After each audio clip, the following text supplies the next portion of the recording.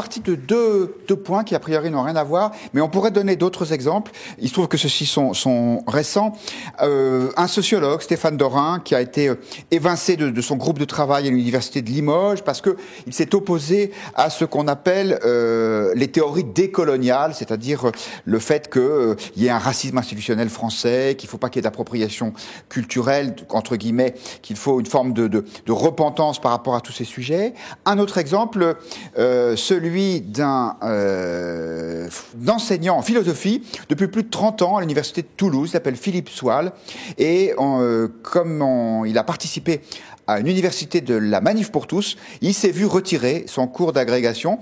Est-ce que ce sont des points comme ça qui sont juste des exemples qui n'ont pas de sens profond, ou est-ce qu'il y a un mouvement? Julie de Ventrop, je me souviens qu'au mois d'octobre, vous avez consacré un très long article qui a d'ailleurs fait la couverture du Figaro Magazine à la pression du politiquement correct dans l'université américaine. Oui, ça arrive en France en s'appuyant sur un livre de Géraldine Smith, qui est française, mais qui vit aux États-Unis maintenant, et qui racontait comment ça avait complètement envahi les facs américaines et pourri les facs américaines, pourri tous les enseignements, toutes les relations entre profs et élèves, entre élèves eux-mêmes. C'était devenu irrespirable. Ça n'arrive pas en France, c'est déjà arrivé depuis plusieurs années. Les exemples sont multiples. Rappelez-vous, le directeur d'IUT de Saint-Denis, Samuel Bayol, qui a été d'abord viré et puis victime de coups et blessures parce qu'il s'opposait à l'islamisation de son IUT. Il y avait des salles de prière, il y avait des tentatives d'intimidation des étudiantes non voilées. Pour s'être opposé à ça, il a été victime de coups et blessures, et ensuite il a été mis à pied alors que c'était lui qui essayait de résister. Bon, finalement réintégré, mais c'était très symptomatique. Autre exemple, parce que c'était sa hiérarchie qu'il avait lâchée en race campagne. Autre exemple, les syndicats, l'UNEF, Paris 4, qui élit à sa tête une étudiante voilée, l'UNEF qui se prétend à la pointe des combats féministes. Enfin, les exemples sont foison. La pièce posthume de Charb, interdite dans les dessinateur de Charlie Hebdo, victime de l'attentat de Charlie Hebdo. Ça n'arrête pas. C'est tous les jours. Daniel Obono, nommé au conseil d'administration de l'UFR de Sciences Politiques de Paris.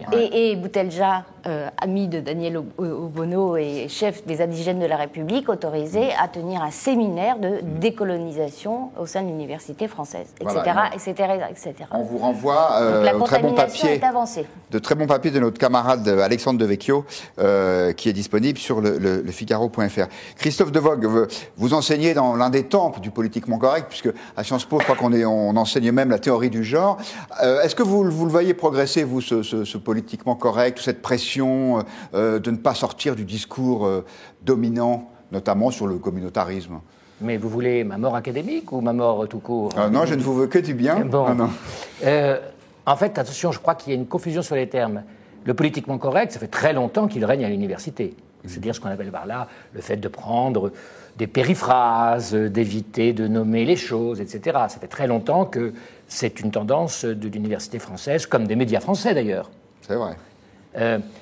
Là, on parle d'autre chose. On parle des théories décoloniales. Ça, c'est plus nouveau. C'est-à-dire, parce que là, véritablement, c'est un engagement militant en faveur donc des racisés par notre État raciste, etc. Donc là, il s'agit de tout un... C'est bien plus que le politiquement correct. Il s'agit véritablement d'une entreprise intellectuelle et politique à visée clairement totalitaire et qui cherche et qui fonctionne par l'intimidation. Bon. Alors, vous avez cité les exemples. Je vous renvoie un petit peu la question, Guillaume. Ce qui m'étonne un petit peu, c'est qu'on a beaucoup de choses, beaucoup d'opinions là-dessus, notamment dans le Figaro. Moi, je trouve que ça devrait être plutôt l'objet d'une investigation, c'est-à-dire de faire exactement comment se fait-il, qu'est-ce qui s'est passé avec Stéphane Dorin, exactement, qui a quand même été exclu de son laboratoire, qu'est-ce qui s'est passé, comment s'est passée l'élection de Daniel Obono, qui l'a suggéré, etc. Pourquoi est-ce qu'elle est là? Elle est députée, bien sûr, mais pourquoi cette députée-là? Donc je crois qu'il y a vraiment là un travail d'investigation, que moi je serais très curieux de lire, de la presse et des médias qui cherchent justement, et encore une fois, en distinguant bien le politiquement correct du décolonial. Et je terminerai, parce que je vois beaucoup apparaître ça, l'influence américaine. Je rappelle tout de même que tous ces mouvements sont nés de ce qu'on appelle la French Theory, c'est-à-dire de nos grands maîtres à penser. Les maîtres penseurs, comme on disait autrefois, Derrida, la déconstruction, etc. Très mal compris, très mal interprété, mais peu importe, c'est toujours comme ça. Mais donc, je voudrais quand même toujours rappeler que ce mouvement est un mouvement de boomerang, et que c'est d'abord notre grande intelligentsia française qui a mis en place le paradigme. 2 commentaires après ce que vous venez de dire. D'abord, vous allez trouver assez vite sur le Figaro.fr une réponse à votre question sur cette investigation, puisqu'on travaille là-dessus pour le Figaro et pas seulement sur le site internet.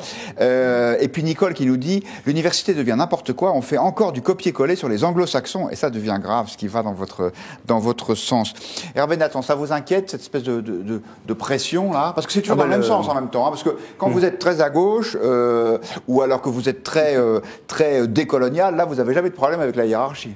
Alors, j'ai concédé le point. C'est effectivement le décolonialisme me semble quelque chose de tout à fait dommageable pour la manière dont c'est introduit dans l'université française. C'est un espèce de relativisme. D'une certaine manière, ça combat beaucoup des idées qui sont les nôtres, c'est-à-dire l'universalisme. Si on la considère, pour dire les choses un peu simplement pour nos auditeurs, le décolonialisme considère qu'une femme noire, elle est bien sûr opprimée comme femme, mais comme son oppresseur, c'est un noir qui lui-même est opprimé par un blanc, et ben en fait, le véritable oppresseur de la femme noire, c'est le blanc. Voilà. Bon, je vous le résume, je crois que je ne suis pas beaucoup trompé. Bon. Bon, et c'est ça le décolonialisme, l'intersectionnalité, etc. Alors, bien sûr, d'abord, ça touche effectivement, ça touche presque uniquement les sciences sociales, les sciences politiques. Je peux simplement témoigner, moi, comme j'ai été journaliste économique, que dans d'autres secteurs de l'université française, il y a des secteurs entiers où il y a exactement l'inverse, c'est-à-dire où par exemple en économie, les théories néoclassiques sont en train de devenir quasiment hégémoniques, et plus qu'hégémoniques, c'est-à-dire elles ont un monopole par exemple, des passages de thèse, parce qu'il n'y a pratiquement plus aucun recrutement de professeurs aptes à diriger des thèses et à faire partie du jury de thèse qui ne sont pas de l'école néoclassique, c'est-à-dire pas les hétérodoxes et même pas les ultra-libéraux d'ailleurs. C'est assez drôle, c'est que comme c'est les néoclassiques, c'est une école, voilà. Il faut être vraiment mainstream. Donc le politiquement correct en économie, c'est les néoclassiques et c'est excluant. Et d'une certaine manière, ce qui est le drame d'une université, c'est quand il n'y a pas de diversité. Alors pour le coup, c'est terrible. Voilà. Guillaume Bernard, est-ce que les théories décoloniales ont droit de citer à l'Institut catholique d'études supérieures? On ne s'intéresse pas trop à ça pour l'instant. Mais moi, je crois qu'il y a, je dirais, 2 enjeux. Il y a la question de l'atmosphère qui règne dans le milieu intellectuel, et puis il y a la question, je dirais, de la science. Bon. Moi, je crois que l'université doit être le lieu du débat. Et donc, ne comptez pas sur moi pour être le censeur, je dirais, d'une quelconque position défendue à partir du moment où les critères académiques sont véritablement remplis. Bon. Pour autant, il est bien évident que, et c'est là où on en vient à un enjeu plus large que la question des thèses comment dire, dites décolonisatrices, c'est que le népotisme, l'autoreproduction, la cooptation fait que dans un certain nombre de secteurs, alors je ne connais pas celui de l'économie, j'en connais d'autres mieux, il est bien évident qu'il y a, je dirais, un système de recrutement à l'université française qui conduit nécessairement, je dirais, à la reproduction d'une pensée. Et l'exclusion, d'une certaine manière, de ceux qui pourraient être marginaux. Donc, par conséquent, moi, il me semble que, au-delà même de cette question-là, de cette idéologie-là, parce qu'en fait, c'est une question de définition des mots, c'est-à-dire qu'ils veulent redéfinir les mots pour dire qu'il n'y aurait de racisme que si c'est un racisme d'État. Si c'est le racisme d'un individu, ça n'est pas du racisme. Bon, donc en fait c'est un enjeu de mots. Au-delà, je dirais, de cette idéologie-là, c'est tout le problème du fonctionnement, du recrutement des universitaires. Pensons par exemple au CNU, où la qualification qui est donnée aux universitaires se fait sans même l'audition des partis, sans même que le candidat ne puisse répondre aux arguments contre lui. Donc ça me paraît parfaitement, je dirais, d'un autre âge, soviétiforme, et donc je pense qu'il faut changer surtout ce système-là. Merci beaucoup, Guillaume. Non, parce que malheureusement, l'émission est terminée, cher Christophe Dorg, mais c'est promis, vous revenez l'année prochaine. C'est la censure du politiquement correct. Puisque c'est la censure du politiquement correct, vous savez bien qu'à point de vue c'est la règle. C'est la dernière émission de la semaine, mais aussi de l'année. Toutefois, on ne se sépare pas avant d'avoir donné un grand coup de chapeau à Valérie Ancelin. Valérie, c'est l'un des piliers, une des chevilles ouvrières de Figaro Live depuis le début du projet. C'est notamment elle qui est à la réalisation de Point de Vue. Alors, elle part pour de nouvelles aventures.